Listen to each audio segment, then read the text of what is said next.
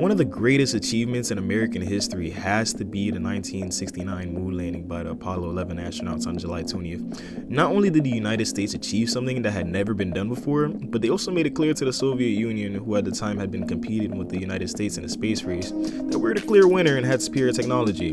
This achievement, although great, came as a surprise for some due to the fact that the Soviets had been leading in the space race, whether it was who put a satellite or man or dog into orbit first. The Soviets came out on top. The Soviets first launched Sputnik 1, a satellite, on October 4th, 1957, beating America by just a few months as they soon launched the Explorer 1 on January 31st, 1958. Furthermore, the Soviets managed to get a cosmonaut by the name of Yuri Gagarin into orbit on April 12, 1961, with the Voskov 1 sending him 203 miles above the Earth at a speed of around 17,000 miles per hour for around 1 hour and 48 minutes. This allowed him to complete an orbit of the Earth. The United States soon sent Alan Shepard into space on the Mercury spacecraft Freedom 7, allowing him to reach a distance of about 116.5 miles above the Earth for around 15 minutes. A year later at Rice University on September 12, 1962, JFK boldly stated the United States would have an astronaut on the moon by the end of the decade.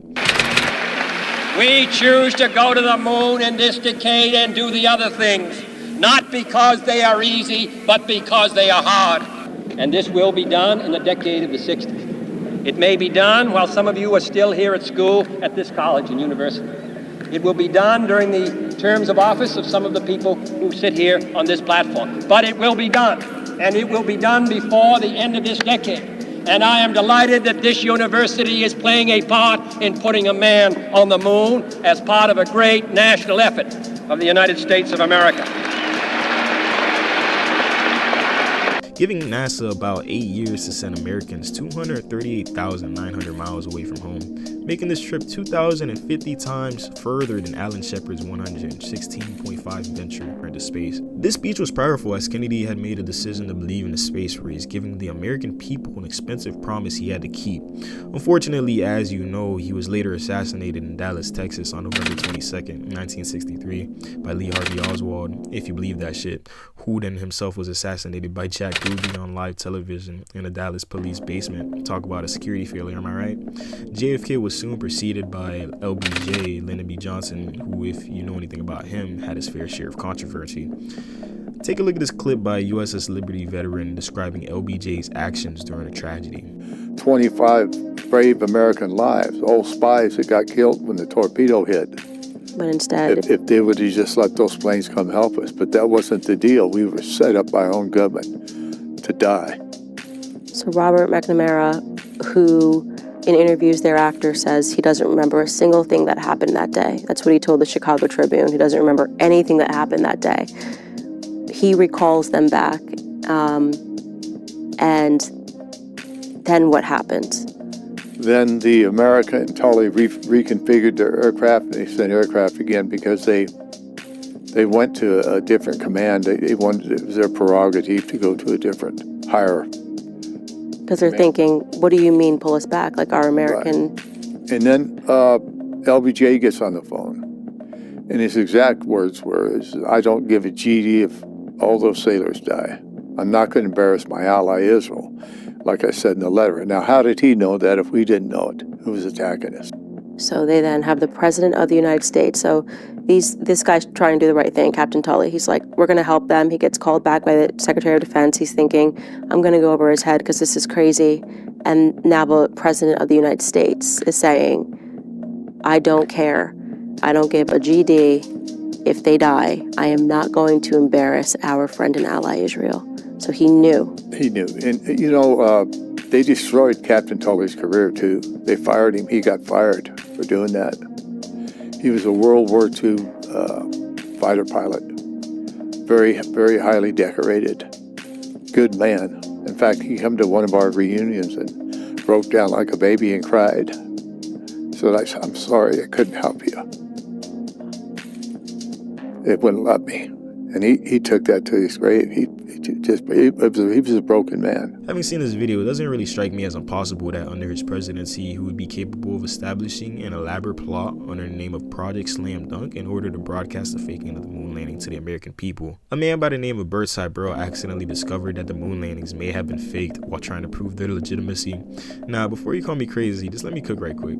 Sibel had accidentally received unseen footage of Apollo 11 from NASA while requesting footage and photography for his film of the moon landing. In the video, you can see what appears to be the Apollo astronauts logging their trip to the moon, even on one occasion claiming to be 100,000 miles away. This is soon followed by what my perfectly working eyes can only describe as astronauts reorganizing the set of the moon voyage. Now, I know AI has been running rampant these past few years, but just take a look at this video and let me know what you think. But they're supposed to be halfway to the moon or 136,000 miles away. So what they did is they faked a 4-second radio delay as if it took 2 seconds to go out to them and 2 seconds for the radio transmission to come back. So what you hear, if you want to play it again, is you hear NASA saying the TV picture looks great. Hello, Apollo 11. Houston, Goldstone says that the TV looks great. Over. There are 4 seconds of dead air.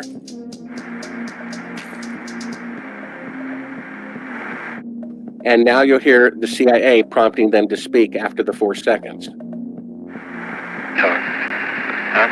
Roger, we're So we actually have a third track of hidden audio of the CIA telling them not to speak until 4 seconds go by to create this fake radio delay. Now, if you go to the next clip, this is where Neil Armstrong lied. Roger, Houston, Apollo 11. Calling in from about 130,000 miles out. And so go ahead and freeze it there. So he just lied. This is the part that's in all the NASA reels. He claims he's halfway to the moon, but what you're seeing is really a circular window of the spacecraft with the camera back. If that were really the Earth floating in space, the lens would have to be at the glass, right? But it's actually at the back of the spacecraft. All the lights are off, and you're seeing a circular window in the foreground, outside of which is completely filled with the Earth and low Earth orbit. They even insert a little crescent piece of material into the window to make it look like the Terminator line between night and day. Now, if you go to 3913, and of course, all this is viewable on the homepage of Sibel.com, you'll see the outtake. Go ahead and play this. And this is the part that really gets you. You can dim down the audio if you want. So basically, this is the outtake. We have the unedited reel. That's why it said don't show to the public at the beginning. And here they are removing part of the transparency in front of the window and part of the special effect. That's a work light inside of the spacecraft. And then the lights come up and you see that they're in Earth orbit all the time. And we're using a 1-foot model of the Earth using the circular window to fake being halfway to the moon. So you see, that was the circular window the entire time. So you can play that again. It's really remarkable. And so we have them faking being halfway to the moon. See, he just claimed a moment ago that this was 130,000 miles out. But we have the unedited reel. It's very convincing.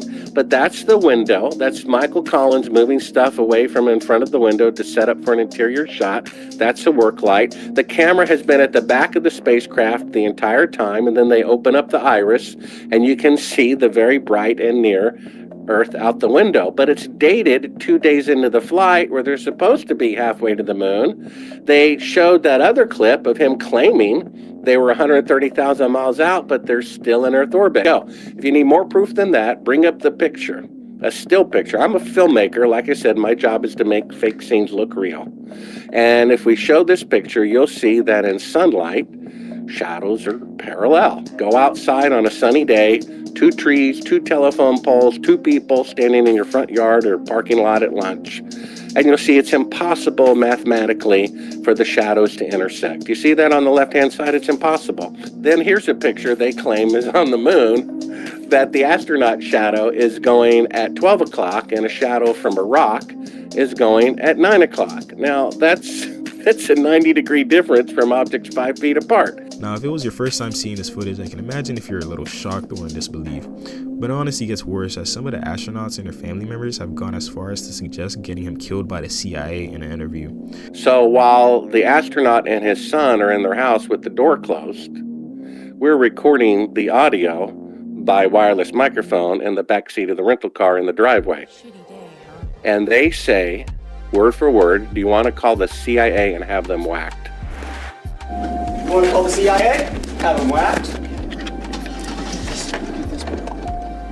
So like Oh I my said, goodness! Now, you're probably wondering if you even believe what you just saw. Why would they fake the moon landing? And the simple answer is money and power. Not only do we squash our competitors, the Soviets, who to this day never went to the moon, but there was a large amount of money, even for back then, invested into the program. Now, if they didn't go to the moon, wouldn't you admit this money was mismanaged? To be sure, all this costs us all a good deal of money. This year's space budget is 3 times what it was in January 1961, and it is greater than the space budget of the previous 8 years combined. That budget now stands at $5.4 billion a year, a staggering sum, though somewhat less than we pay for cigarettes and cigars every year. I'm about 3/4 of the way done with the Moon Man book, detailing the faking of the moon landing in more details, and some of the things I read honestly make me say, Hey yo, what the fuck? I'm not gonna lie, I find it hard to wrap my head around some of the things being said in this book. Not to say it's false, although you should look at things with skepticism, but the implications Because of the implication. Now, you've said that word implication a couple of times. What implication? of what's going on around us, Sibel being completely honest in his book is life-changing. and people don't realize what this means. It's so profound. I mean, imagine this, Candace. Imagine they really did go to the moon and come back. Boy, that was a close one. Or they lied about it to the whole world. They embezzled an equivalent of $250 billion. They printed it on coins, on stamps, in the encyclopedia, and gave them medals of honor for being such good liars. And, according to people I've interviewed, relatives of dead astronauts who were murdered by the CIA. Their opinion, not mine.